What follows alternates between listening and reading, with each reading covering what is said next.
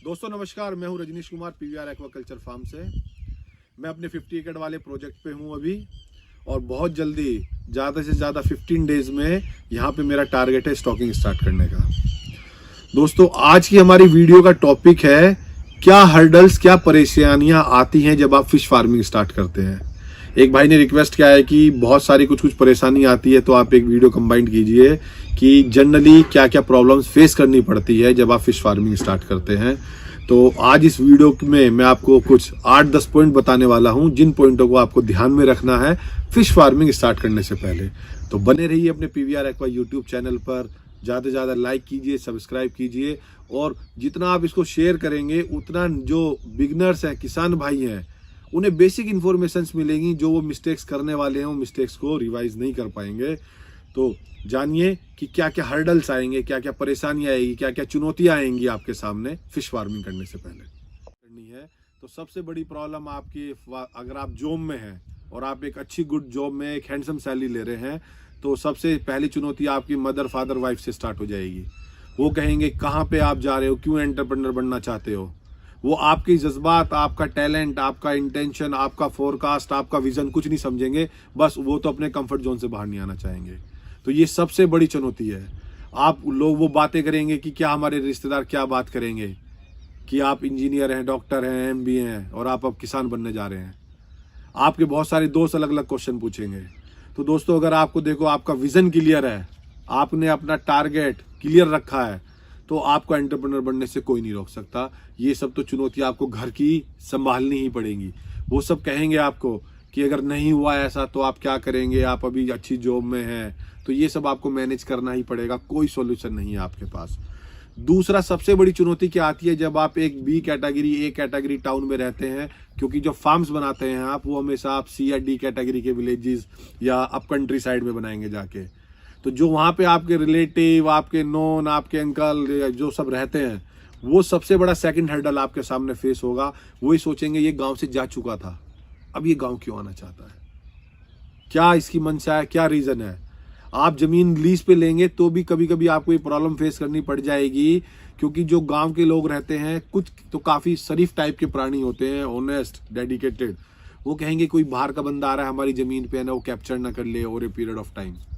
तो ये दूसरा बड़ा हर्डल आता है कि जब आप अपनी लैंड मांगते हैं गांव में जाके अपने ब्रदर से कि आप कुछ अलग करना चाहते हैं, आप कुछ एम्प्लॉयमेंट जनरेट करना चाहते हैं, तो उसको बिल्कुल भी अच्छा नहीं लगता। ये बहुत ही कॉमन चीज़ है जो मैंने बहुत जगह ऑब्जर्व की है लोगों के अंदर, कि वो क्यों आना चाहता है, क्यों करना चाहता है, वो ये इसी ज़मीन में क्यों करना चाहता है, कोई और ज़मीन क्यों नहीं ले लेता है। तो आपको इसके लिए भी मेंटली प्रिपेयर रहना पड़ेगा कि आप जब टाउन से, ए कैटेगरी सिटी से आप जाओगे सी कैटेगरी विलेज में, तो आपको वहाँ उस लेवल की सर्विसेज भी नहीं मिलेंगी। वो आपको over a period of time generate कर पाओगे आप।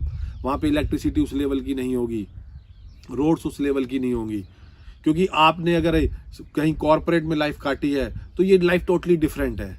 हाँ, इसका फ्रूट बहुत बढ़िया है, लॉन्ग विजन बहुत बढ़िया है, आप लेगेसी छोड़ जाओगे अपनी जनरेशन के लिए, ये सब पॉइंट बहुत अच्छे हैं। लेकिन शुरू के जो आपके 3 to 4 ईयर्स रहेंगे प्रोजेक्ट फेज वाले, जब तक स्ट्रीमलाइन नहीं होता, वो सब बड़े हर्डल्स वाले रहेंगे। तीसरा सबसे बड़ा हर्डल क्या आता है हमारे दोस्तों हमारे सामने, हम जब भी अपनी प्राइमरी सर्च करते हैं, हम कभी भी किसी ग्राउंड लेवल पे किसी से नहीं मिलते। हमारा सोर्स है यूट्यूब एंड गूगल। मैं आपको बार बार अपनी कई वीडियो में जिक्र किया है, फिर बताना चाहूंगा, ना कोई मछली 2-3 महीने में बड़ी होती है, ना 1 साल में दुगने या 4 गुने पैसे होते हैं।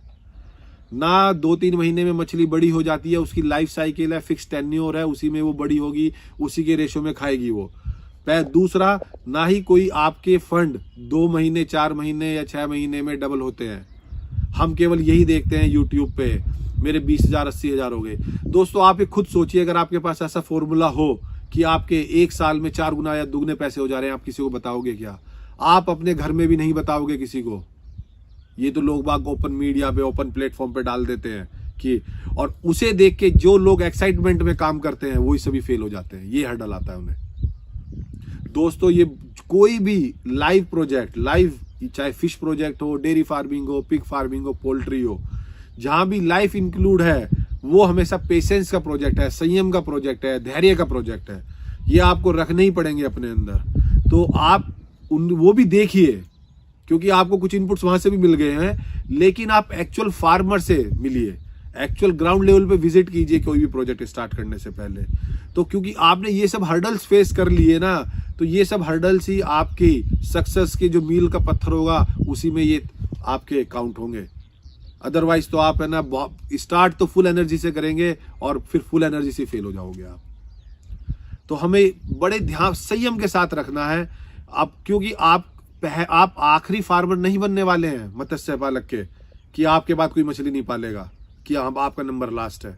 ऐसा बिल्कुल नहीं है। संयम रखिए, आप 10-20 फार्मर से मिलिए, उनके इनपुट्स इकट्ठे कीजिए। मेरा बहुत फोकस रहता है, आप 1% कॉस्ट अपनी एजुकेशन पे खर्च कीजिए, 1% of your total project cost.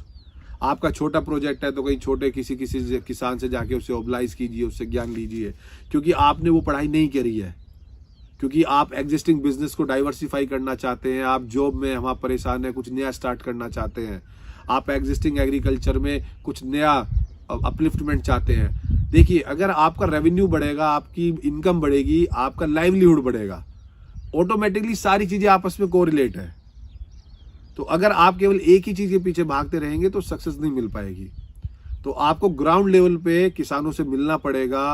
अगर आपको लार्ज वॉल्यूम में आप बड़े स्केल में प्रोजेक्ट बनाना चाहते हैं तो आप गुजरात जाइए, उड़ीसा जाइए, कोलकाता जाइए, हैदराबाद जाइए, आंध्रा जाइए ना, वहां पे बड़े बड़े फार्मर्स हैं, उनकी बेस्ट प्रैक्टिसेस सीखिए, उनके फेलियर पूछिए।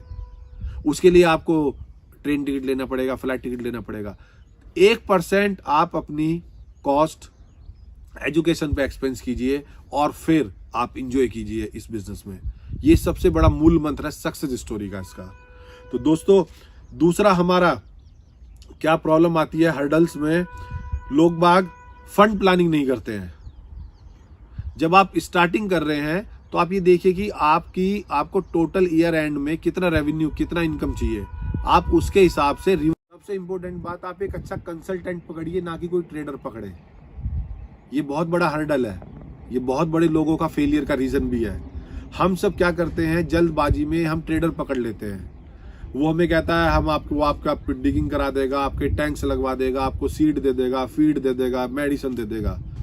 लेकिन इनिशियल फेज में वो सारे पैसे एक्सपेंस हो जाते हैं, और जो मछली की मेन कॉस्ट है फीड कॉस्ट, जब आपके पास फंड ही नहीं बचता है। तो आई एम रिपीटिंग, आप एक अच्छा कंसल्टेंट सेलेक्ट कीजिए, ना कि ट्रेडर सेलेक्ट करना है आपको। आप इनिशियल लेवल पे कंट्रोल प्रोजेक्ट कीजिए। आप अभी टाउन में रह रहे थे, आप विलेज गए हैं और आपने बहुत बड़ा प्रोजेक्ट स्टार्ट कर दिया, लेट्स एग्जांपल, और आपको वहां की ना ज्योग्राफिकल पता है, ना हिस्टोरिकल कोई डाटा पता है, तो ये आपका रीजन हो सकता है फेल होने का। तो आप कंट्रोल प्रोजेक्ट कीजिए। आप पहला प्रोजेक्ट चाहे 4-5 एकड़ का कीजिए एज ए एंटरप्रेन्योर, उसकी बाड़ वायर जरूर कराइए, बाउंड्री कराइए, क्योंकि आपने पहला कंट्रोल प्रोजेक्ट कराया तो आपका कॉन्फिडेंस भी with in 1 year double triple हो जाएगा। आपकी फिश सेल हो जाएंगी, आपने वहां मॉनिटरिंग अच्छी कर ली है। तो क्योंकि आपकी पहली क्रॉप का डाटा बेस ही आपकी नेक्स्ट क्रॉप्स का बाइबल बनेगा, ये आप ध्यान रखिए। तो इसलिए आपको पहली क्रॉप पे बहुत ही फोकस रखना है। ये जनरली कुछ हर्डल्स हमें फेस होते हैं दोस्तों जब हम फिश फार्मिंग करने स्टार्ट करते हैं। एक भाई ने रिक्वेस्ट की थी उसे क्या क्या प्रॉब्लम हमें जनरली आती है, तो एक बार मैं कंपाइल कर देता हूँ सारी। तो आप एक कंट्रोल प्रोजेक्ट करें, छोटा प्रोजेक्ट ना करें as entrepreneur, fund management clear रखें, एक अच्छा कंसल्टेंट हायर करें, अपनी एजुकेशन पे फोकस करें। अपना ये देखिए कि आप जहाँ पे आप जिस टाउन में जा रहे हैं वहाँ का डिस्टेंस कितना है।